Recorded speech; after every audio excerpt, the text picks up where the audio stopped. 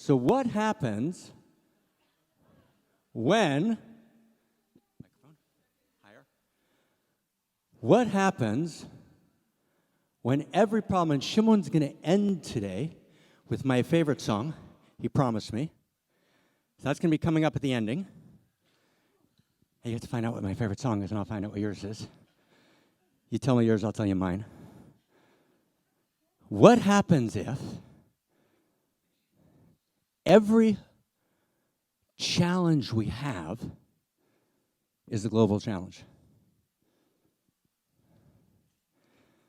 So we said we have a global intimacy disorder,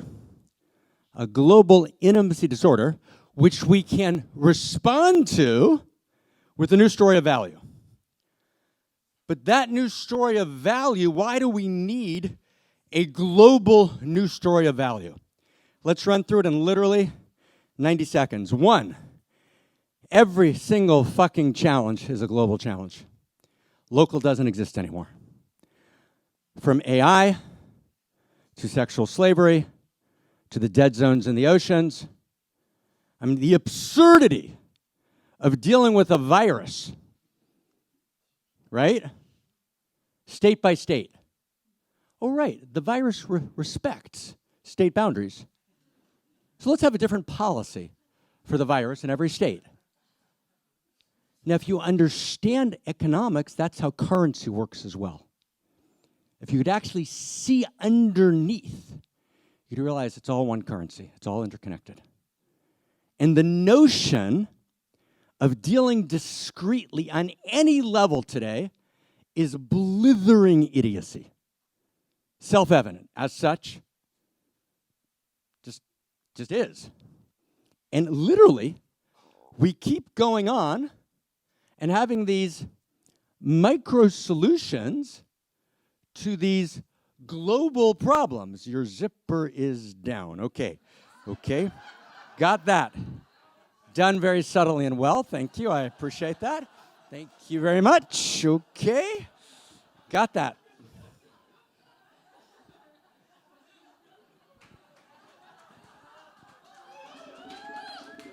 We're good. Okay. So, number 2. So every issue is a global issue. And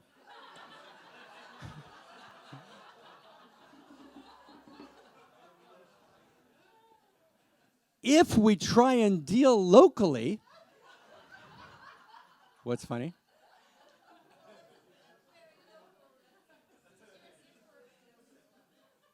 Hold on 1 second. It's not that. Matthew, why am I missing something? They're not telling me? Okay. So anyways, if we try and deal locally, we'll get caught with our zippers down. But here's one.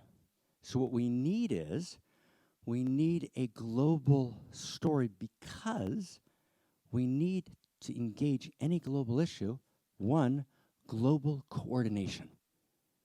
Global coordination. 1. To get global coordination, we need a kind of global coherence. Coherence is a very important word from systems theory. We need a kind of global coherence.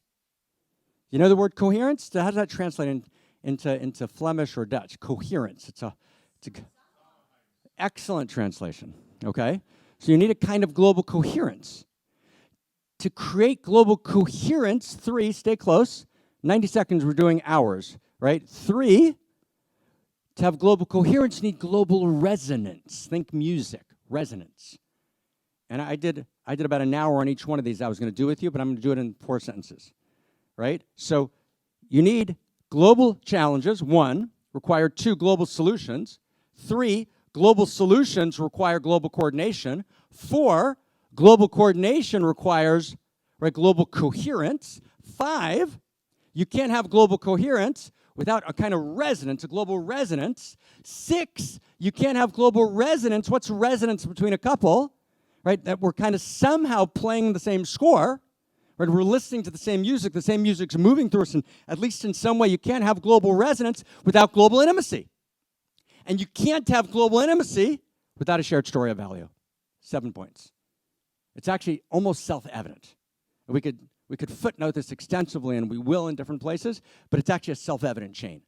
So you actually begin to see that actually we're not playing, right? The direct hit on the Death Star, right, on the culture of death, on the second shock of existence, the death of humanity and the death of our humanity, right, is actually a new story of value. So I hope now that sentence we've been saying all week has a lot more resonance. Just show of hands. Does that give more resonance than what we've done? Right? All of a sudden we're saying all week, oh, is that it's not just a slogan, it's deeply grounded. So what we want to do for this period of time that we have is I want to give you just a sense, a glimmer, right, a fragrance of that story.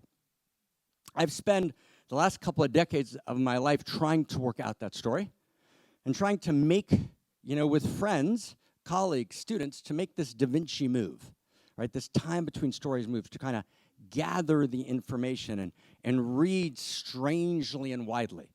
So, for example, I watch every Marvel's movie, as you might have noticed, and I watch it carefully. Because it's a text. And it's insane to sit in the library and just read economics, which I do all the time, and not understand what Marvel movies are doing. You're completely dissociated from culture. But it's insane to just watch Marvel movies and not read, right, macroeconomics carefully, right? And what are the 4 schools of economics, and what, right? And by the way, we need a new economic system, and it's not going to be socialism, and it's not going to be communism, and it's not going to be classical capitalism. It's going to be something else. John Mackey made a stab at it. With conscious capitalism, I don't think it gets us there for lots of reasons, right? But there's going to be a system that's going to take the best of free enterprise and innovation and entrepreneurship and reward and the best of social safety nets, right? And the best of a larger sense, right? We need a new economic system which will be an emergent. And so we'll get to that.